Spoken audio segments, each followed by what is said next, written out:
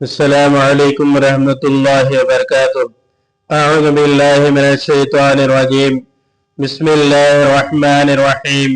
وَلِلَّهِ عَلَى النَّاسِ حِجُّ الْبَيْتِ مَنِ اسْتَطَاعَ إِلَيْهِ سَبِيلًا۔ محترم بزرگ و دوستو، قرآن مجید کی آیت اور حدیث پاک کی روشنی میں آپ حضرات کے سامنے جو بات عرض کرنی ہے وہ اسلام کا سب سے اہم فریضہ حج کی اہمیت سے متعلق کچھ باتیں آپ حضرات کے سامنے عرض کرنی ہے۔ قرآن مجید کی آیت میں اللہ رب العزت ارشاد فرماتے ہیں وَلِلَّهِ عَلَى النَّاسِ حِجُّ الْبَيْتِ مَنِ اسْتَطَاعَ، اللہ کے لیے لوگوں پر یہ چیز لازم اور فرض ہے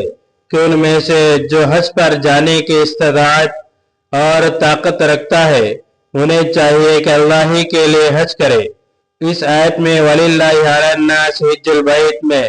غور کرے، اللہ رب العزت حج فرض کرنے کا حکم،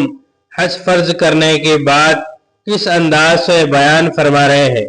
پہلے لفظ لاتے ہیں اللہ ہی کے لیے، اس کا مطلب کیا ہوا؟ اللہ نے دوسرے احکامات نماز، روزہ، زکوٰۃ وغیرہ سے متعلق فرمایا وَأَقِيمُوا الصَّلَاةَ وَآتُوا الزَّكَاةَ كُتِبَ عَلَيْكُمُ الصِّيَامُ، نماز پڑھو، زکوٰۃ دو، تم پر روزے فرض کیے گئے ہیں۔ یہ انداز اپنایا گیا، لیکن حج کی جب باری آئی تو اللہ نے سب سے پہلے فرمایا وَلِلَّهِ، اللہ کے لیے، عَلَى النَّاسِ، لوگوں پر یہ چیز فرض ہے کہ بیت اللہ کا حج کرے۔ اگر ان کو حج پر جانے کی استطاعت اور طاقت ہو، یا اللہ نے سب سے پہلے حاجی حج پر جانے والے کو اخلاص کی دعوت دی کہ اللہ کے لیے کرنا ہے، نماز بھی اخلاص سے پڑھنا ہے، روزہ بھی اخلاص سے رکھنا ہے، لیکن وہاں اخلاص کی دعوت پہلے نہیں دی گئی، لیکن حج میں اخلاص کی دعوت پہلے دی گئی ہے۔ اس کی وجہ یہ ہے کہ نماز دن میں 5 بار روزانہ پڑھنا ہے، ہم جیسے لاکھوں آدمی پڑھ رہے ہیں، تو اس واسطے بالعموم نمازی کو اپنی نماز پر فخر نہیں پیدا ہوتا، غرور اور تکبر نہیں آتا، چونکہ میرے جیسے اور بھی لاکھوں نمازی ہیں، مجھ سے لاکھ درجے تو مسجد کا امام ہی بہتر ہوتا ہے، مجھے میری نماز کا ثواب ملے گا، لیکن امام صاحب کے پیچھے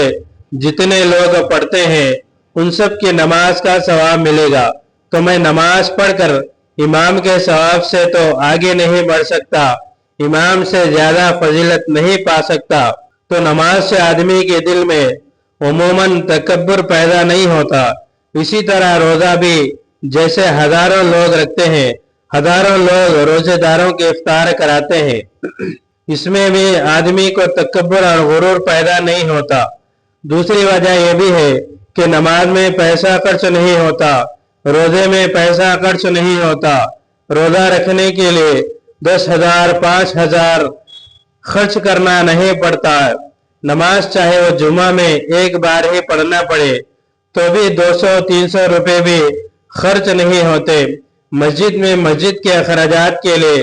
جو تھیلی یا ڈبہ گھومتا ہے اس میں بھی دینے کی توفیق نہیں ہوتی۔ ضروری نہیں سمجھا جاتا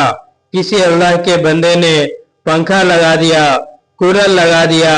کسی بنانے والے نے مسجد بنا دیا، ہر شخص نماز پڑھنے کے لیے اپنی اپنی مسجد بنا کر تو نماز نہیں پڑھ رہا ہے، اپنی قالین بچھا کر تو نماز نہیں پڑھ رہا ہے، اپنے لیے خود فین اور کولر کا انتظام کر کے تو نہیں پڑھ رہا ہے، صرف ان کے اخراجات کے لیے بھی تعاون کرتے ہوئے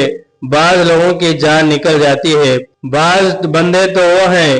جن کو اللہ تعالیٰ نماز کی بھی توفیق دیتے ہیں، مسجد کے اخراجات کی بھی توفیق دیتے ہیں، دوسرے نمازیوں کی راحت کے لیے جو انتظام کیا جاتا ہے اس میں ہاتھ بٹانے کے لیے پیش رہتے ہیں۔ ایسے لوگوں کا قیامت کے دن اللہ تبارک و تعالیٰ جو نمازیوں اور دین کی خدمت گزاروں میں تعاون کرنے کے لیے آگے بڑھتے ہیں، حضرت عثمان غنی رضی اللہ تعالیٰ عنہ کے ساتھ حشر کے میدان میں کھڑا کرے گا، اس واسطے کہ سب سے پہلے سنت مسجد کے لیے زمین خریدنے کی حضرت ابوبکر صدیق رضی اللہ تعالیٰ عنہ نے ادا کی، زمین خرید کر مسجد بنانے کے بعد مسجد میں نمازیوں کے لیے انتظام اور سہولت کی سنت سب سے پہلے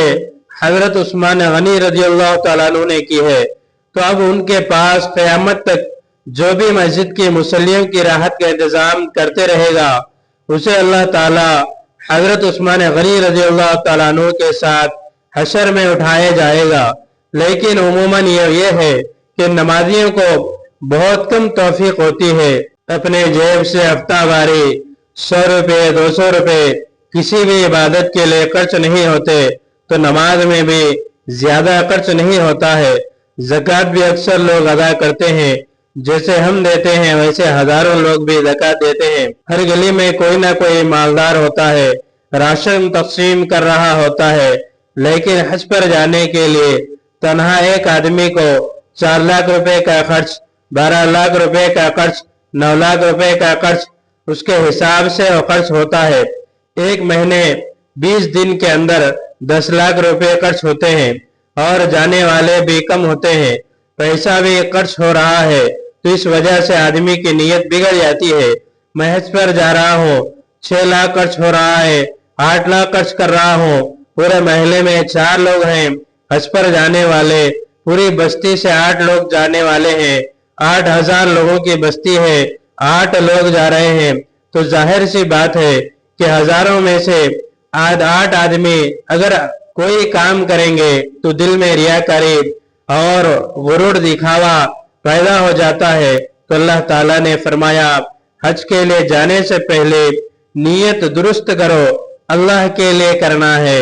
لوگوں کی خاطر نہیں کر رہا ہے۔ اتنی عمر ہو گئی، بوڑھا ہو گیا، کماتے کماتے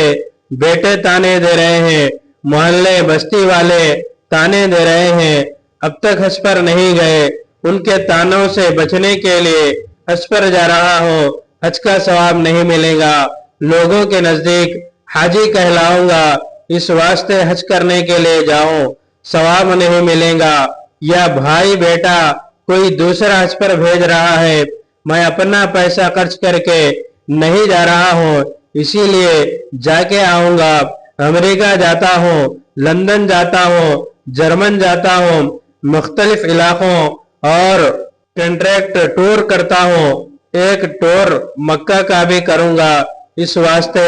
حرمین کی بھی ایک زیارت ہو جائے گی۔ اس نیت سے حج کرنے والوں کے لیے اللہ فرماتے ہیں تمہیں حج کا ثواب نہیں ملے گا، اور یہ تمام فاسد نیتیں ہیں، پہلے نیت درست کرو، اگر پہلے نیت درست نہیں ہوئی، پہلے حج فرض میں ریاکاری دکھانے کی نیت سے حج کر لیا، بعد میں احساس ہوا کہ مجھ سے غلطی ہو گئی، دکھاوے کی نیت سے حج نہیں کرنا تھا، اگلے سال پھر حج کروں گا، صرف اللہ کے لیے کروں گا، اس طرح اگر 1000 حج بھی کر لے گا تو بھی حج فرض کی نیت خراب ہونے کی تلافی نہیں ہو سکتی۔ اس واسطے فرض حج فرض ہے، اس میں نیت کا بگاڑ فرض حج کو بگاڑ دیتا ہے، فرض بگڑ گیا، اب جتنے بھی حج کرو گے سب نفل حج ہیں، نفل کبھی بھی فرض کے برابر نہیں ہو سکتا، نفل حج میں